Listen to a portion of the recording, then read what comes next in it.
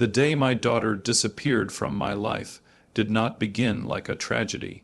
It began like an ordinary morning. Sunlight slipped through the thin curtains of our small kitchen, landing on the table where Emily used to do her homework. I stood at the sink, washing the same coffee mug I had washed every morning for 16 years. I remember thinking how quiet the house felt, too quiet for a home with a teenager. She hadn't come down for breakfast.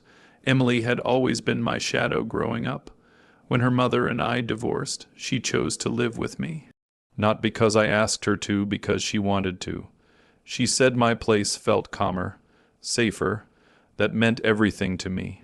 But teenagers change, and so do stories when they are told by the wrong mouths. I heard footsteps upstairs. Heavy, determined. When she came down, she wasn't wearing her usual hoodie or sneakers. She was dressed like a stranger, jeans, boots, jacket zipped tight, like armor. A suitcase trailed behind her, scraping against the steps. My heart dropped. "Where are you going?" I asked, trying to sound calm. She didn't look at me. "I'm leaving." The word hit harder than any slap ever could. "For the weekend?" I asked. "Did something happen at school?" She laughed, a sharp, humorless sound. "Don't act like you don't know." I turned off the sink. The silence between us felt thick, poisonous. "Emily, talk to me," I said. "Whatever this is, we can." She finally looked at me then.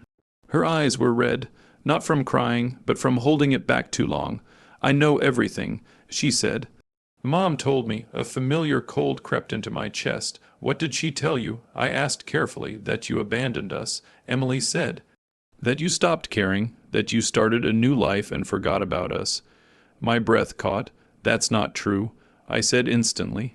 "I never abandoned you. I paid every bill. I came to every school event. I called you every night when you were with her." She shook her head violently. "She said you only wanted me when it was convenient." Emily snapped. "She said you fought for the house, not for me."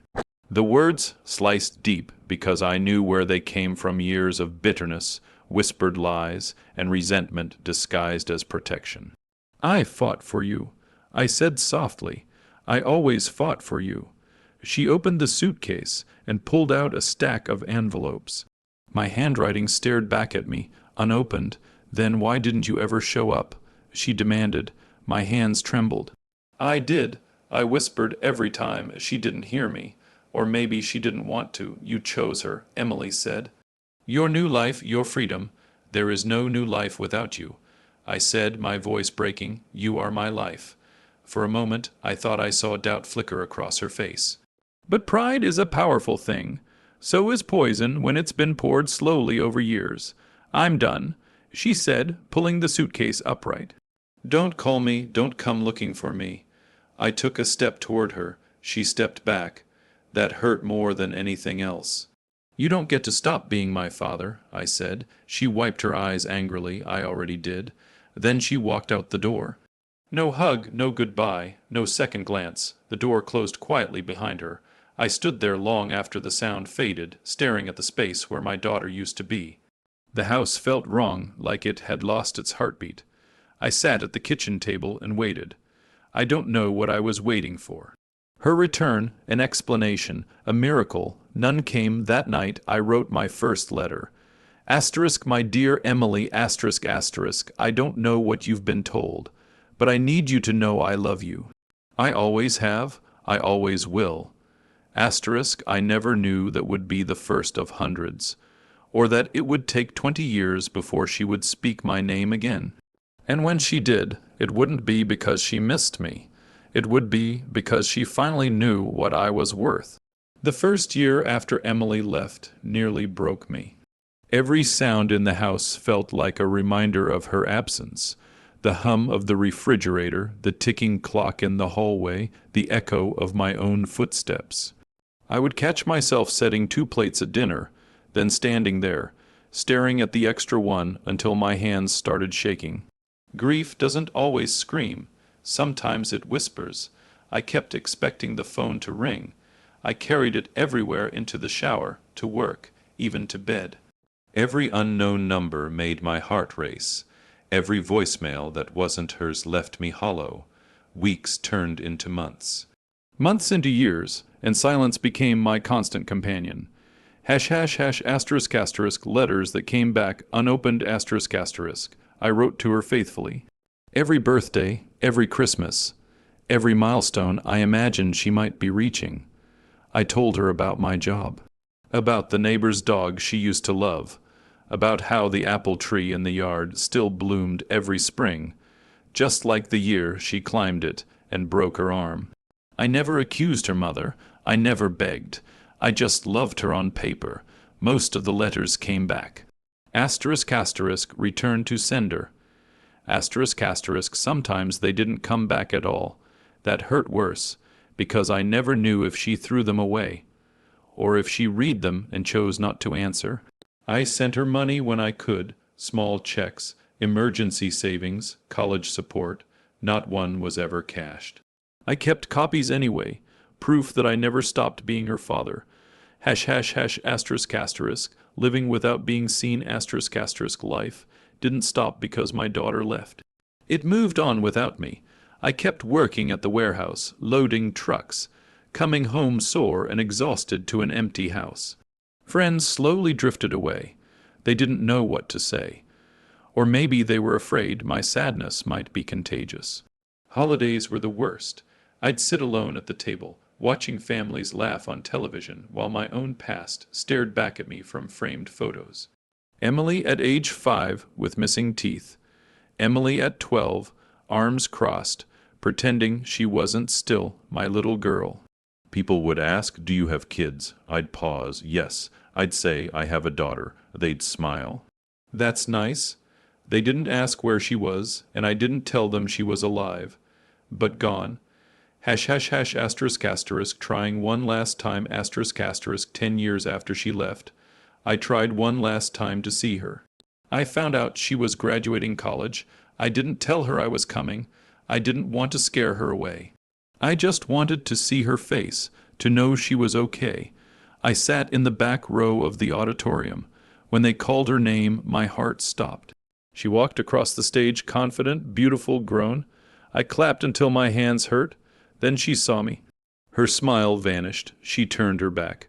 That moment carved something permanent into my chest. I left before the ceremony ended. I didn't write for a long time after that. Hash hash hash asterisk asterisk, learning to survive. Not live asterisk asterisk. I stopped hoping for reconciliation. Hope was too painful. Instead, I learned how to survive. I downsized the house, sold her old bedroom furniture, but kept the door closed untouched. I developed routines to avoid thinking early mornings, long shifts, early nights. I aged quietly. My hair grayed. My hands stiffened. My world shrank. Still, I saved, not for myself, for her, because some part of me believed that one day she might need me. And I wanted to be ready. Hash hash hash asterisk asterisk, the twist of fate asterisk asterisk, the lottery tick. It was an accident. I stopped at a gas station after work. The cashier asked if I wanted one. I almost said no, but something made me pause. Why not? I said. I didn't check the numbers right away. I tossed the ticket into my glove compartment and forgot about it for a week. When I finally checked, my knees buckled. I thought it was a mistake, $10 million. I sat in my car and cried not from joy, but from disbelief. From irony, from the cruel timing of it all. I had spent 20 years learning how to live without my daughter. And now, suddenly, I was worth something again. Hash hash hash asterisk asterisk. The silence breaks. Asterisk asterisk. The news spread quickly. Too quickly, old acquaintances reached out. Distant relatives remembered my name. And then, 3 weeks later, I received an email. From Emily. I stared at the screen for a long time before opening it. Hi, Dad. I know it's been a long time. I hope you're well. I'm turning 36 next Saturday and would really love it if you could come. No apology. No acknowledgement of the years, just an invitation. I closed my laptop and leaned back in my chair. 20 years of silence, broken not by love but by money. And that's when I realized something important. I didn't owe her anything. But I owed myself the truth, and I already knew exactly what I was going to do next. I read Emily's email more times than I care to admit. Not because it was long, but because it was empty. No asterisk, I'm sorry asterisk. No asterisk, I was wrong asterisk. No asterisk, I missed you asterisk. Just polite words arranged carefully, like a business request. Like I was no longer her father. Just a distant relative she wasn't sure how to address. I closed the laptop and sat there in the quiet of my living room, the same quiet that had swallowed me for 2 decades. 20 years, that was how long it took for her to remember my name.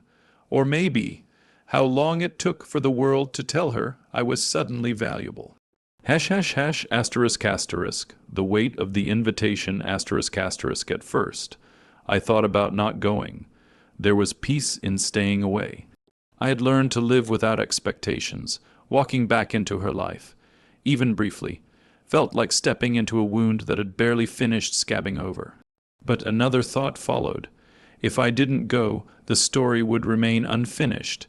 She would tell herself whatever version of the past made her comfortable. That I was bitter, that I didn't care, that money changed me, and for the first time in my life I realized something important. I didn't want revenge fueled by anger. I wanted closure built on truth, so I replied with 3 simple words. I'll be there. I didn't add anything else. Some things didn't need explaining. Asterisk asterisk, preparing without malice asterisk asterisk. I had money now, more than I ever imagined. But I didn't feel rich. I felt exposed. Every news article, every congratulatory message reminded me of how quickly people pay attention when numbers get big. I saw it clearly now, how invisible I had been before and how suddenly visible I was. I met with lawyers, financial advisors, accountants. They talked about investments, estates, and legacy. That word stuck with me.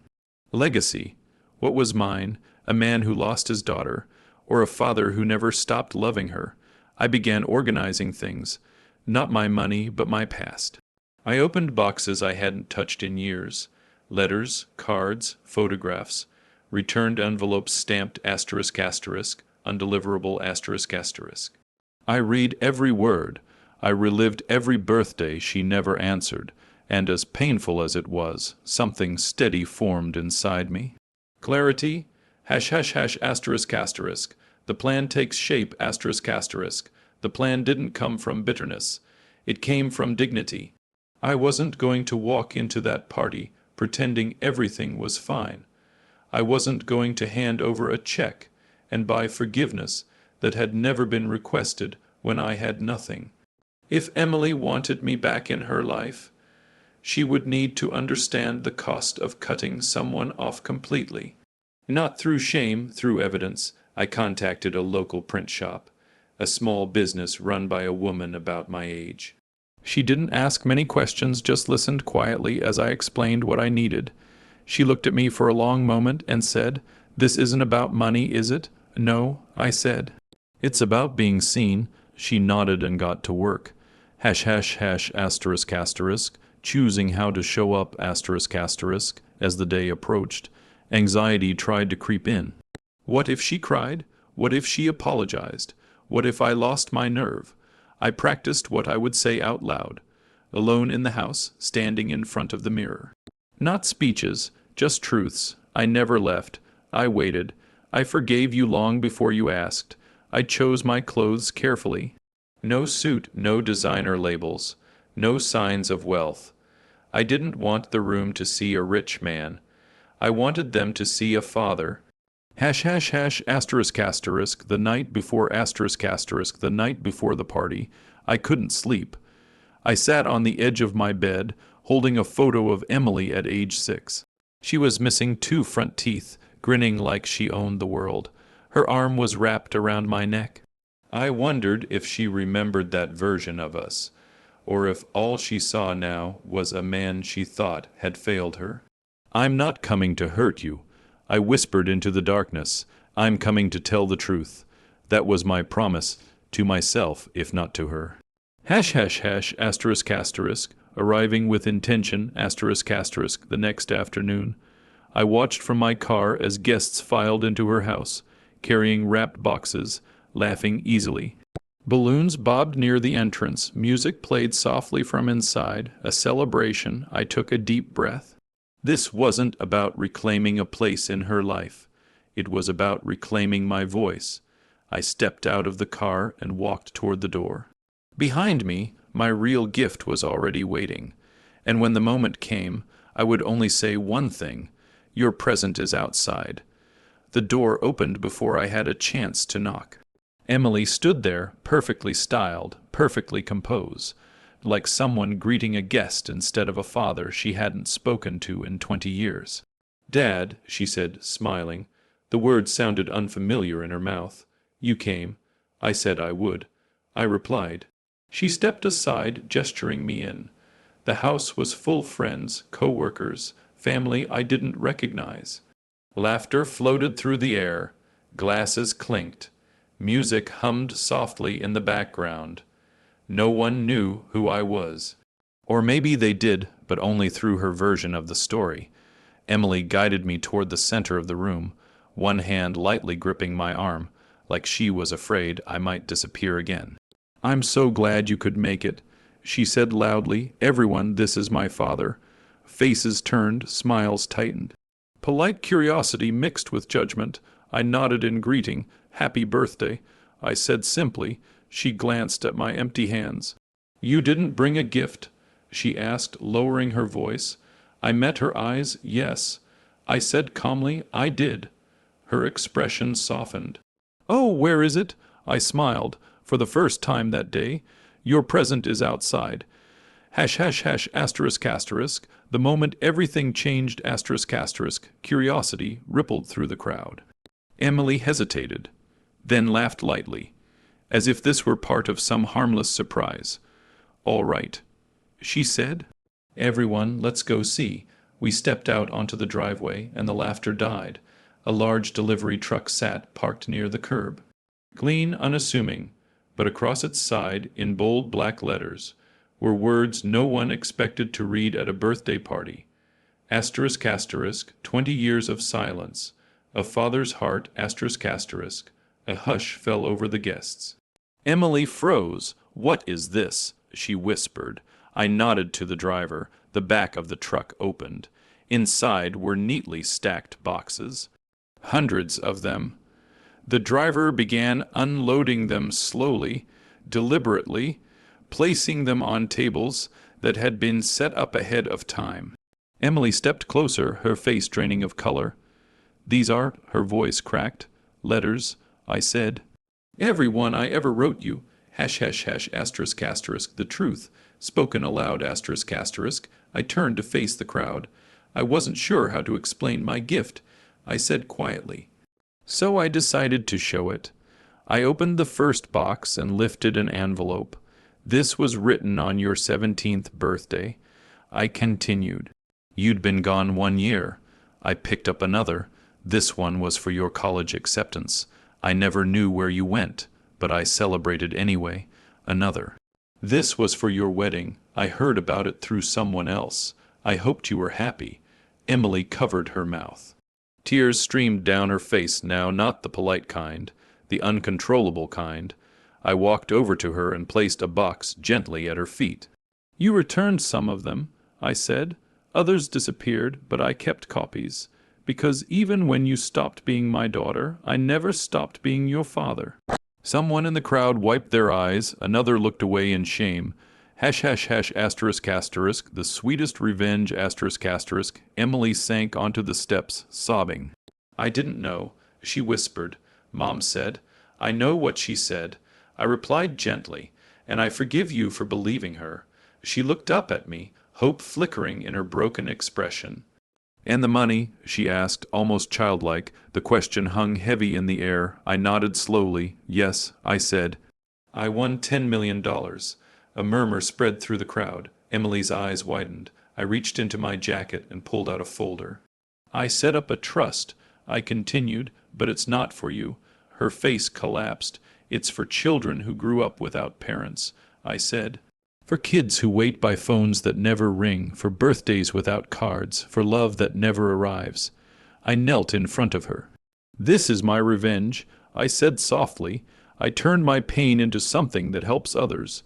Hash hash hash asterisk asterisk forgiveness without purchase asterisk asterisk. Emily was crying openly now. I was wrong, she said. I'm so sorry. Please can we try again? I looked at her, really looked at her. I forgave you years ago, I said, but forgiveness doesn't erase time, and love can't be bought with regret. I stood. I didn't come here to humiliate you, I said. I came to be seen, and now I have. I turned to leave. Dad, she called out desperately. I paused. I love you, she said. I always did. I nodded, my throat too tight for words. I know, I said quietly. I always loved you more. Hash hash hash, asterisk asterisk, walking away, whole asterisk asterisk. I walked back to my car alone. Behind me the party had ended not with music, but with truth. For the first time in 20 years, my heart felt light. Not because I won money, not because I proved anything, but because I chose dignity over bitterness. And that is the sweetest revenge of all.